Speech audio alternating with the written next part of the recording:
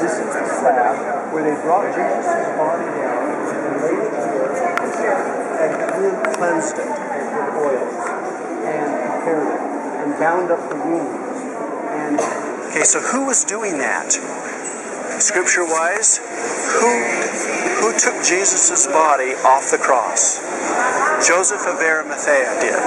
He asked Pilate if he could do it, and he had permission to do it. He had 2 hours to prepare Jesus' body for the tomb, because it is what?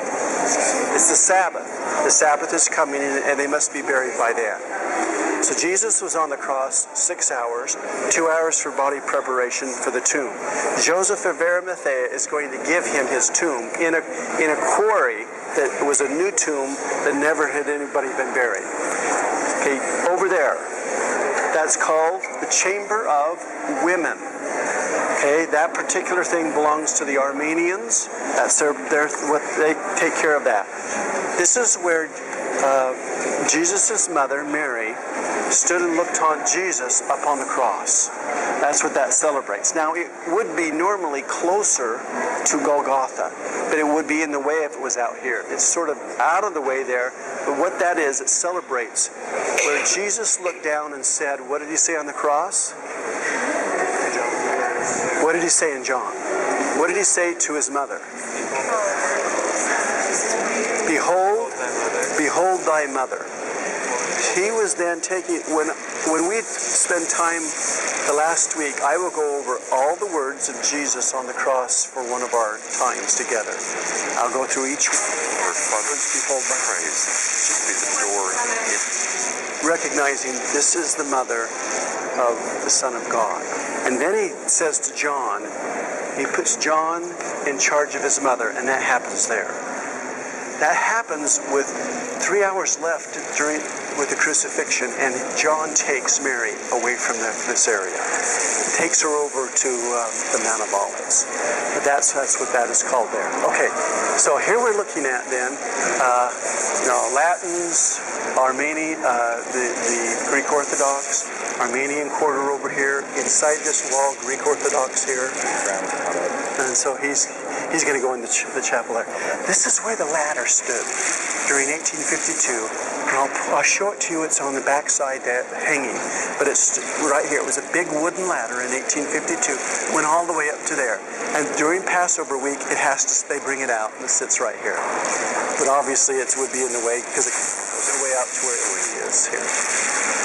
Okay, are you with me? Okay. How do they get to move that one but not any of the other ones? I think it's a safety issue with OSHA kind of things. Okay, this is the Armenian quarter here. If you ever have the chance, the Armenians, if you'll ask, are very good about allowing you up these steps so you can walk around the rotunda up here. Has anyone done it yet? I've done it. Okay, so you can do that. Okay, come on in here.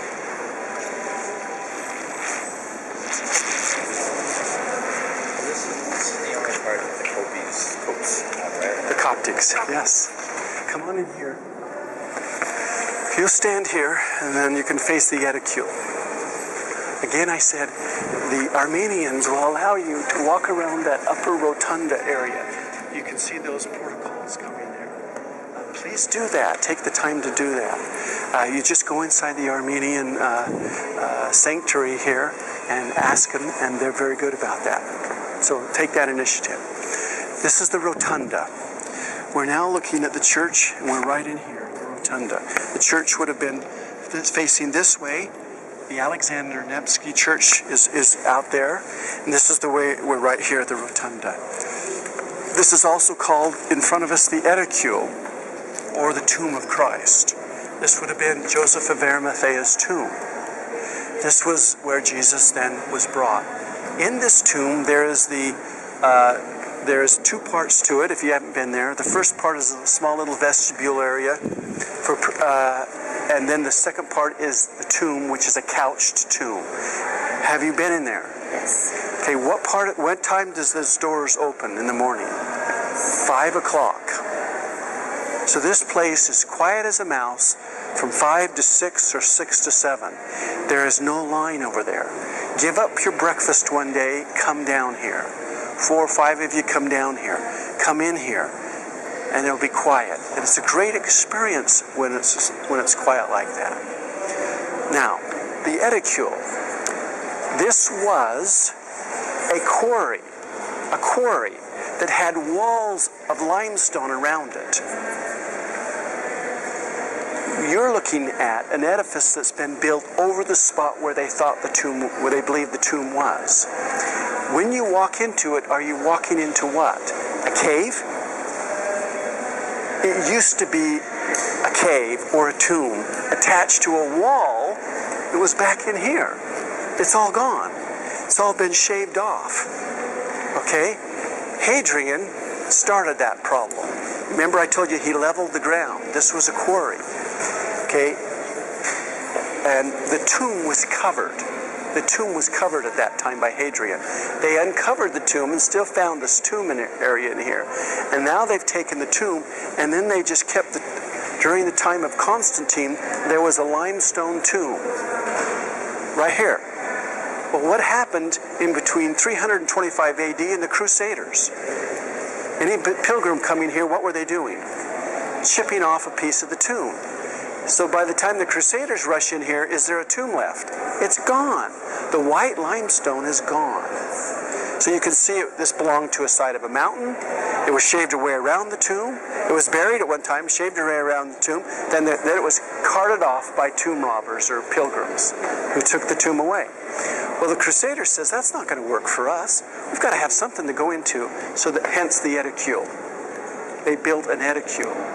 And that allows you an opportunity to see what the tomb would have been like. But originally, it belonged in the face of a mountain, like you see over in the Garden Tomb area. Okay, that's what it was like. But this really is hard to imagine. Okay, the Rotunda. When I brought you in this morning at that area, they didn't let us in. You see the upper Rotunda. That's what allows you to walk around. The very top up there. And so, if you'll come in here, he said come back in 2 hours. That's what they'll allow you to go up and see. To walk around the upper Rotunda up there. It doesn't happen very often, I have to tell you the truth, to get in there. But sometimes the stars align right, and they just say, okay, you can go. And during Passover week, it's all open up there, and there's all kinds of people walking around. The top one and this one here. Okay. Let's go in and see now what the actual tombs might have looked like, and the tradition is these are the tombs of Nicodemus and Joseph of Arimathea. So let's go look at those now.